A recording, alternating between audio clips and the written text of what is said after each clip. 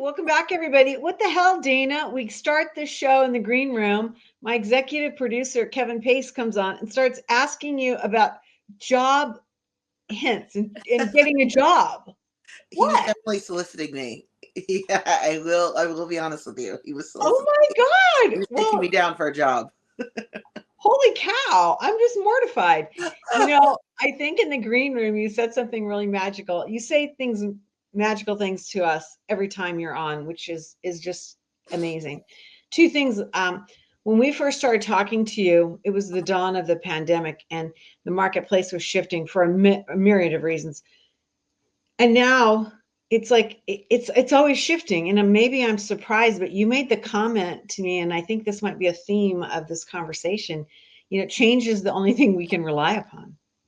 I couldn't agree anymore. It absolutely is the most consistent thing over the past, let's say, since the pandemic, the past 5 years. It's the Mhm. only thing you can rely on is that things are going to change quickly, and that you're Mhm. going to need to be able to pivot as Right. a staffing, anybody in staffing, anybody hiring, anybody managing a team. We have to all be able to pivot. That's the biggest skill I think people need going into the mid 2020s.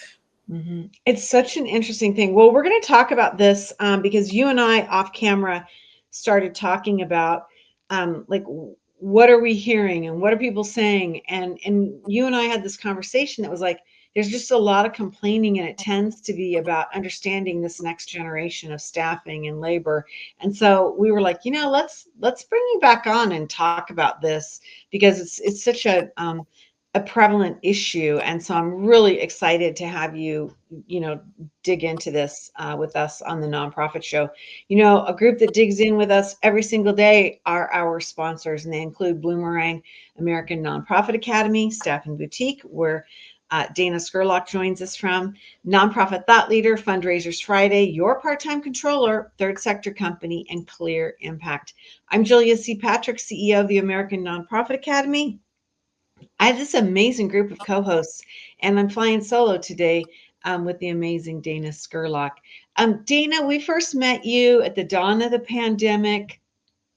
As I mentioned, as we were kicking off today's show, holy moly, the things that you have seen across the trajectory of your career in this short period of time. It's pretty amazing. Yeah, absolutely. I mean, the pandemic, I think, was just a complete and utter reset and game changer for the workforce. We're seeing it not only in sort of the demographics of workers. A lot of people that were on the older side moved out of the workforce during the pandemic because of the transitional point. We have people that are younger, that are mid-career, who were switching into different industries because, again, it was a time where a lot of change was happening and it was easier to make those types of pivots. And so it's just shuffled a lot of things around, not to mention just the overall kind of cultural reckoning I think the pandemic brought about. So it's been a very interesting time for staffing. Yeah, it's absolutely interesting for me to think that you've been in this career for a good number of years, and you can apply all of these different pivot points across this arc that makes your sensibility absolutely riveting. I think I've got to believe that you're seeing things to such a different extent, and so I'm really I feel like you're the gold standard to talk about this because you didn't just like jump in, right? You've That's been the one able to benefit of pivot. age, is that you really do get to, that's the one thing that, enthusiasm and talent are amazing and necessary. The one thing that you can't duplicate is time, and just time and experience. It does make for a more detailed and specific story that you're seeing if you've just experienced it over time. And I've been in staffing since 2006. So it's been Yeah, almost 20 years now. yeah. And so I've seen a lot of different changes and what consistencies there are, like the things that work all the time or almost all of the time. Like those things have stuck with me because I've seen that despite those changes and pivots, some of those like core values really stay and go with the test of time. So it's been really interesting. So that's a good way. That's a good place for us to start because core values stand the test of time. I love that you said that, and I want to kind of want to get into when we say next gen. I read a statistic not too long ago that this is like maybe one of those golden hours in society where demographics show that there are as many as 5 different generational demographics working in the same marketplace. And that won't last forever. I mean, it's kind of just like this weird thing. And I'm wondering if you're seeing this, if you're seeing, all these different demographics hanging around when it comes to our labor market. I am so glad that you brought that up, because what I would say is that I was seeing like the clash of sort of like the major three generations. But I think that's a really great point, that it's actually a total of five. And that goes back to like, things are changing so quickly. I can't even keep up with them. You're right. There's people that are staying in the workforce as healthcare improves. We just have longer life expectancies, which is amazing. Um, I don't think that we necessarily, and this is just Dana speaking, this isn't staffing expertise, but we don't have a great plan about how to deal with octogenarians, people that are, advancing in age, who I think if we all sat down and thought about it, we don't want to have to be working into our 80s. I don't think we want other people to be working into our 80s, into their 80s. But unfortunately, we just don't have an infrastructure and a plan for that just yet. And Yeah. so seeing people as young as, 21, 22, starting their own business, or, having a podcast, or setting up an IT company.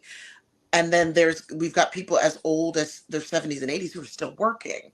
And so, and not just in fields like where they're not having a lot of crossover, or if they're very entry level roles, like for example, if people work at a convenience store together, or a retail store, something like that. That's where a lot of different age groups would group together, or be working together usually. Now we're seeing it in even more professional settings. Yeah. So I think it's been really, really interesting. And 5 different generations, we're talking about 5 different periods of time with such immense changes within them. Because I also think 5 generations, let's say back in the 20s or in the 50s, wouldn't be as stark as it is now. Because we're talking about somebody who didn't even have a computer until Right. they were in their 50s or 60s, and somebody that's had a computer their whole life working together. And so I think that there are some working habits, like some of the softer skills, I think are where more of the clashes are, actually, like in terms of what is perceived as your work ethic, as perceived as your commitment to a company or an organization. Those types of things are where we're seeing a more of a cultural divide, versus like everybody wants the same thing. Everybody's goal is to make the company money, or to complete the mission of the organization and bring in donations. Like everybody has that same goal. I think the question is just how the different generations and the different demographics go about getting to those goals. And that's where I see the clash a little bit. And a management style, which goes back to the soft skills. Right. This is a fascinating conversation, because I just had a quick conversation with somebody at an event last week, and they were telling me that I was telling them that you were going to be coming on, and they were telling me that they are looking at their volunteer spectrum getting older, and this Oh, huge yeah. shift of people that have like retired, but they don't want to just hang out, they want to volunteer. And so they were saying how they're having to look at their tasks and how they manage their volunteers and everything with the lens of their volunteer age growing, meaning they are having more volunteers in their 70s and 80s coming in. And so and Fascinating. they're loyal, they work hard, but they work differently. And how do they navigate this? And it was just fascinating, because I'd never heard of that concept. I mean, I'd never thought of it, right? What an um, untapped resource, though. That's great to get that out to the listeners, though, that if they're a volunteer coordinator, or if they're an organization that utilizes direct service volunteers, maybe advertising on some sites that attract, retirees would be super helpful. Because I agree with you. I may be thinking prejudicially, oh, they wouldn't want to do extra work. They wouldn't want to volunteer. Volunteering is something that younger people are going to have the energy to do. And actually, it's kind of, we're seeing the flip. And those may be the people that have been lucky enough to retire. But again, we're having a better quality of life. yeah. We're able to, live longer. And so people do need engagement over time. And that also can kind of speak to what I was saying about like how we don't have a plan as to what to do with Yeah. older workers. Volunteering might be the wave of the future. I don't run a nonprofit, but certainly if I did, and in the hundreds and dozens of hiring managers I'm working with now, they are always overextended and understaffed. So I can't imagine that an untapped resource of volunteers wouldn't be helpful, Yeah. especially people with professional experience from an office, or Yeah. perhaps people that are retired fundraisers or things like that might be Yeah. a useful group to start, because then that would give them the volunteer opportunities that they're looking for while also providing the organization with the services that they need.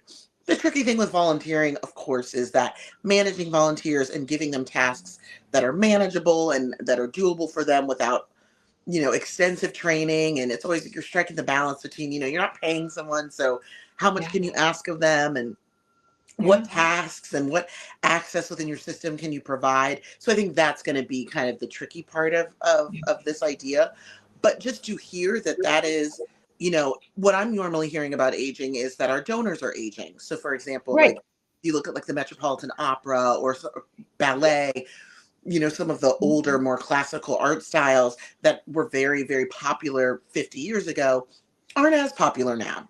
Mhm. And so you've got this, you know, dearth of donors between the ages of like 40 to 80. And then you've got a lot of older donors who, if they're passing on or if they're retiring elsewhere in the nation with, moving in with their kids or something like that, they're no longer giving to the organization that they used to live near. And so, I think that it's really tricky for those types of organizations almost getting aged out. Yeah. And this is almost like in reverse. It's an untapped resources that people are like getting aged into. So I think it's a really tightrope walk of how do you engage younger donors and the younger generations and also keep the older generations engaged.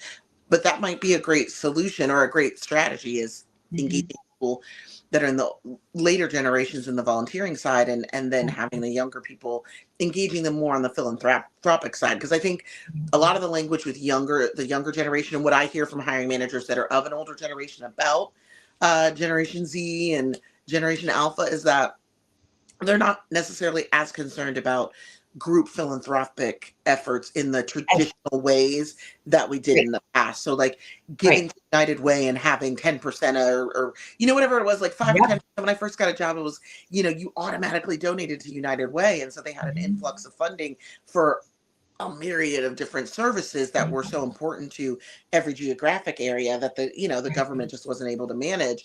Now I don't know that that's really the case. People want more autonomy about where their funding goes. They want transparency as well. Mhm. That's a big theme, I think, of the past couple generations, is we Mhm. don't want to just kind of blindly give into these systems anymore. Right. And so Well, the idea of just having a built-in amount that's going to an organization is probably not going to be palatable to them. There's right. different causes that they want to be able to give to. And so I think that that's the tricky spot that we're in, is that it's not sort of a foregone conclusion that somebody's going to be involved in philanthropy. People are kind of more thinking about, how do I start my own business? How do I get it into a tech company, and how do I retire at 40? Those are the types of things I hear from the younger generation. And Mhm. I rarely hear, how do I set up my philanthropy as part of my overall estate over time. That's not Right. necessarily something I'm hearing as much.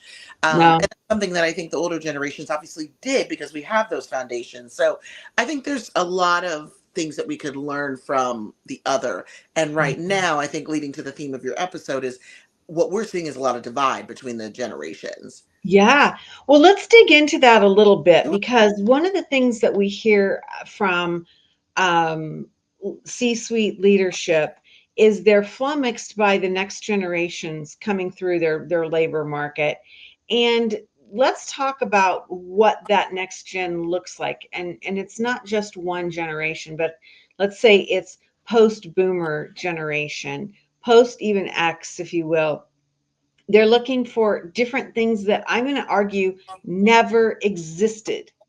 So that's why it's even more it's Jarring. like it's even more stressful, right? Like Yeah. flexible work. What was that? Yes, when I started working, I was just talking about this with my friend over drinks last week. Is he was mentioning he had a cold, but he went to work anyway. But he works in a restaurant, so I'm going, oh, you shouldn't have gone to work. Like, there's no reason to, spread the germs anywhere, and also it's not good for you. And he was saying, in my industry, if I don't go to work, I don't get paid. So we still have that in Yeah. some of the other more customer service related industries, but Yeah. certainly in anything sort of a salaried role, professional roles in an office, I think the workforce, and I think this is coming off of the crash of 2008 and then steamrolling into the Mhm. pandemic, is that overall in the past decade, workers have started to reevaluate their value and really their power within the workforce. So that's a fancy way of saying, I know you guys can't run this business without me and all the workers like me. So I'm going to make more demands because I know you actually can't function without us. Whereas pre-pandemic, there were more people in the job market. There were more people in the job market during the crash. A lot of people got out of the job market. Then we Mhm. steamroll into the pandemic 12 years later. And then you're looking at a lot of other people getting out of the job market. So now there's a huge deficit of skilled workers in certain industries. And I think Mhm. that they've caught wind of that. I think there's a lot of literature out there. There's a lot of even on social media, there's a lot of ability for people to speak to one another and compare notes and Mhm. see more of the transparency of, oh, okay, these industries, we're not beholden to the industries. Actually, these industries are kind of beholden to us. And if that's the case, what does that mean for us having a more equitable system? Because we feel overall taken advantage of, or overworked, being encouraged to come to work sick, especially before the pandemic. I don't remember Mhm. ever calling out sick. I would go to work sniffling and coughing, and Oh, yeah. everybody was doing it, and maybe your boss was nice and saw you suffering and sent you home early, but they would thank you so much for being there. I Yeah. think that that is a thing of the past, and Mhm. probably for the best. I think the Mhm. rub comes in is where there's managers like um me and older, who are used to kind of people showing up anyway. And then you've got a younger generation who are being encouraged publicly and socially and culturally to prioritize themselves and to Yeah. say, I have an issue. I need to, first of all, fill up my own cup before I can fill up anybody else's cup. And that certainly includes a business or an organization that I work for. Yeah. And so I think we're seeing friction between people's assumption of what commitment looks like Mhm. and what self-care looks like. And that can include things like, I need a flexible work schedule. I need to be able to Mhm. work from home. I have to have enough PTO to, balance my life in a way Mhm. that, I get enough rest and I have enough free time, and that I feel that I'm being enriched by the time away from work and not overworked. Mhm. All of those things are not just things people are asking for once they get into a job. They're looking for it when they're calling me as a recruiter saying, this is what Interesting. if I ask them what they're looking for in a job, a lot of the things that come up are more of the work-life balance and Interesting. even the tasks. Like, they kind of know what kind of job they're going to get based on what they've Mhm. done before and the title of the job that they're applying to. Mhm. What they're now screening for is, okay, what are their flexibility, options? Do they have work from home? Is it hybrid? It's rare now that I'm getting a job where you are working 100% in the office, unless it's an in-person position like teaching or customer service or something like that. But if it's an office position, they're more looking for somebody. I think organizations have learned that they have to offer hybrid remote options. And that's something that causes some friction with older managers who are not used to that, managing Right. effectively. It's so interesting to me too. I'm really interested about asking you this question because I think this is such an issue of where we are and how we're looking at our lives, and we're, as you mentioned, people are looking at things. I want to ask you about self-care because it seems to me that this was like, it didn't exist. We weren't having this conversation. What does self-care look like? And now all of a sudden, self-care is not just a concept. It seems like it's a best practice. And what are you seeing in terms of this? Sure. I mean, what I would say, the argument for prioritizing self-care is about assisting the bottom line. I think the logic is that Okay. the more your workers take care of themselves, the more they can take care of their jobs because they have Okay. the bandwidth to do it.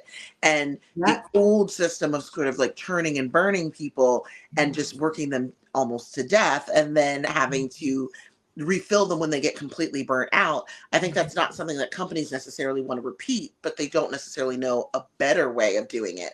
And so I think they're taking the lead actually from the workers coming in that are younger, saying, no, I think we need to have, summer Fridays. We need to make sure that we have options for remote work. We need to make sure that you have unlimited sick days, things like that that make, even psychologically, have they've done studies where having unlimited sick days doesn't increase the number of sick days that people call out from. It actually stays about the same, but psychologically it gives people, as a worker, the impression that the company cares about you, that the Yeah. organization is prioritizing your health and your wellness above their bottom lines, and creating a better like relationship between the worker and the employer.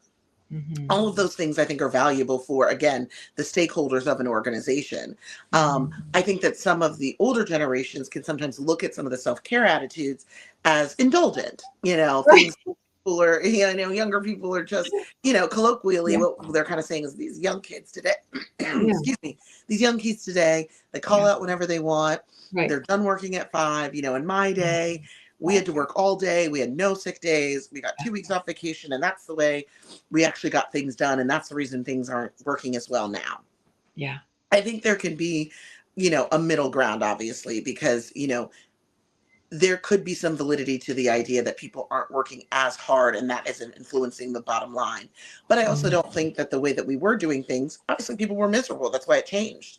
And that kind of goes back to our original point, is that the one consistent thing is that things are fluctuating all the time, Yeah. including the systems that we use, the way we communicate.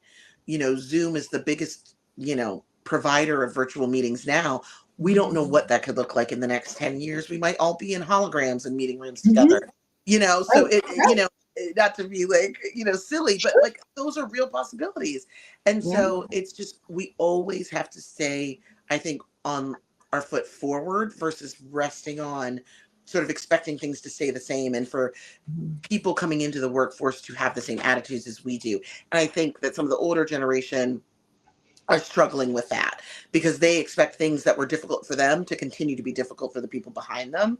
And I Right. think embracing an attitude of things are changing, and they're changing for the worker, for the better, not to punish you as a manager, but to make the overall system more equitable, Yeah. and for them to embrace the ways that these changes from the younger generation are hopefully improving the older managers' work-life balance as well. And if they're not taking advantage of those things, like if they're kind of still doing that, burning themselves out, maybe Yeah. they can reflect and say, nobody else below me who's going to have my job in 20 years, none of them are doing that. Maybe I can reevaluate how I look at work and Right. what I look at as a balance. Mhm. And maybe I can take a page from some of the younger workers coming in. I also think some of the younger workers, again, not to generalize, these are very broad categories, but some Mhm. of the younger workers coming in also, I think, may have a more lax view of what it means to be a committed staff member of an organization, Mhm. and have lost sight of what some of the benefits of committing to an organization and Mhm. really staying loyal to them and Mhm. wanting to work with them long term can offer them over the course of their career. Even if Right. it's, I think people, instead of looking at like, well, I'll make it a year, that's sometimes what I'll hear from people just in my life or candidates. Well, as long as I make it a year, that's sort of the threshold. But maybe if we expand that to 5 years at a place, what does that look like? What do you Yeah. want to gain from that organization or company? What do you want to bring into your next job, or where do you want to go career wise at this job? And that tenure might be of assistance to you in that. And I think that might get the buy-in from younger workers more, who aren't Mhm. seeing the benefit at all. They're just kind of seeing from 2008, their parents lost their job that they had for 30 Right. years. Why should I have any loyalty to a company ever? Because Yeah. they The don't food have any spinning loyalty out. to people that have worked for them for decades. And that happened in droves. I know people that happened to. So they Yeah. have a point as well. So I think that Mhm. there's a middle ground of and it's literally just a result of the immense, intense changes that happened over the past 12 to 15 years. Yeah. Well, let's talk about this a little bit more because the two words you brought up, tenure and loyalty, wow, have those changed? I mean, back in the day, if you had to go back to your family or your friends and say, I didn't last at this job more than 3 years, they would have been like, what's wrong with you? And now it's kind of like I've stayed someplace 3 to 5 years and people are like, well, what's wrong with you? Right. I mean, it's such a fascinating shift in Yeah. a very short period of time. What do you see in terms of the value of somebody? and I'm going to say on paper or, as a job candidate saying proudly, I've been here for, at this last position for 5 years, or maybe even just the title. Like, how is that shifting up in the marketplace? I mean, I think you bring up a really important point, which is tenure seems to be getting shorter and shorter and shorter. In particular, areas that we've had our eyes on are sort of like tech jobs. They tend to have very short tenure. That is because there's just such high competition for staff. I Mhm. don't know how that would change. I think the supply and demand with that, and probably a tech recruiter would be better able to answer. But I found that their tenures are very short because they can get a better offer elsewhere very quickly. Interesting. Um, the other area is development and fundraising. It's a tough job. It's sales oriented. The average tenure is a year and a half and under. So we're seeing so much just revolving door within that field. And that's a relationship building field where what you really need is tenure and longevity within the position with one person or one team that really cultivates relationships over time with the donors. So organizations, nonprofits are really in a tricky spot with that. I think in general, the attitude culturally that we have towards tenure is that it's just not something that younger workers see the value of at this, Mm. because an organization or a company, if they get into financial straits, are going to let staff go. That's the first thing to go. And so how can you kind of preach to someone to have loyalty to you when they know you don't have loyalty to them? So it's, I Yeah. think, the organization's responsibility, I think, to really pitch tenure as a value to the workers coming into the organization.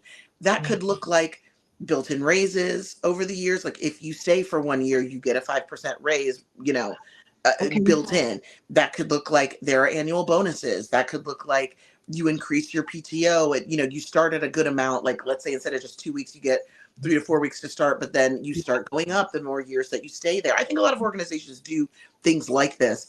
I Mhm. don't know that they are advertised as strongly on the job descriptions that I see posted online or Okay.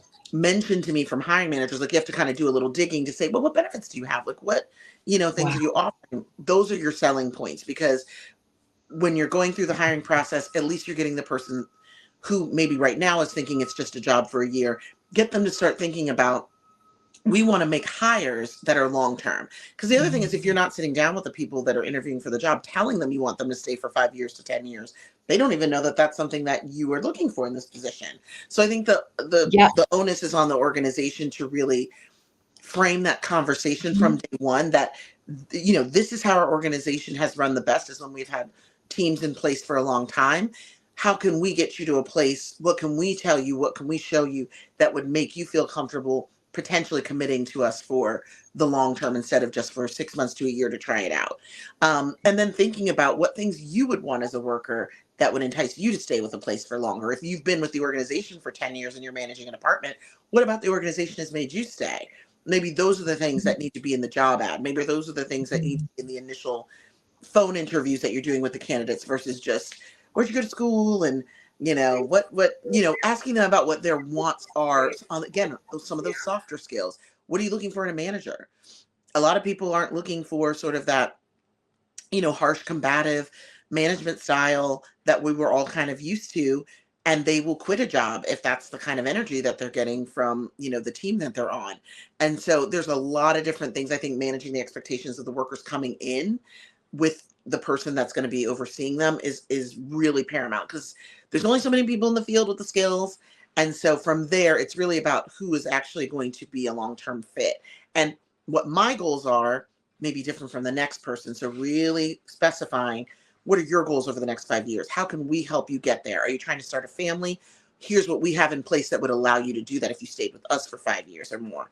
Thinking about those things long term, I think, is what's going to really get tenure back on the priority list of some of the younger generations. I think that's brilliant. And I think that can be something that just makes your entire organization more healthy. Because you hear that from next gen labor. It's like, well, I have to leave in order to move up. There's Right. no options here. I'm not going to grow. This organization isn't growing with me in the way that works for me and my peers, what I'm seeing with my peers. So I think that's just generally a great strategy. And I agree with you with what you said in the beginning. We didn't have to have this conversation when the labor market was, a different look. And Yeah. so these are the things that are going to help us be healthier as our organizations lead. Always Dana Scurlock, you are an amazing brain. I love having you on the nonprofit show because one, you're in the trenches, and I feel like you, I'm coming in the from trench. you are, and coming from New York, I feel like you kind of say things that then like wave across the country in so many Yeah. ways. And so I'm always like fascinated to get, your comments and your vision. Dana Scurlock, Director of Recruitment for our friends over at Staffing Boutique. Check out staffingboutique.org, and you can learn about their work and how they do it, and their different leadership styles in the areas that they work. It's just absolutely fascinating. And we know, Dana, I mean, this is the backbone of our success, fundraising and our staff. If we don't have our staff in place, we can't do all the other things that we need to do. And so I just feel like this is like one of those topics that we're not spending enough time on as an industry, and the sector needs to really be addressing these things. And I'm glad that you are with us helping us figure this out. So thank you. You are so welcome. It's always a pleasure to speak with you.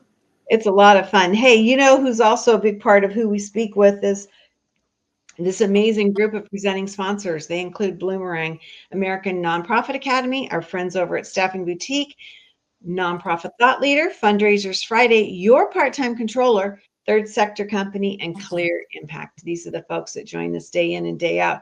Dana, we've done now more than 1,200 episodes, and thanks to you and being a part of that journey, we're on the path to 1,300 episodes. So thank you. Amazing. Congratulations. Thanks. It's a lot of fun. Hey, everybody, we end each and every episode with this message, and it goes like this: to stay well so you can do well. Thanks.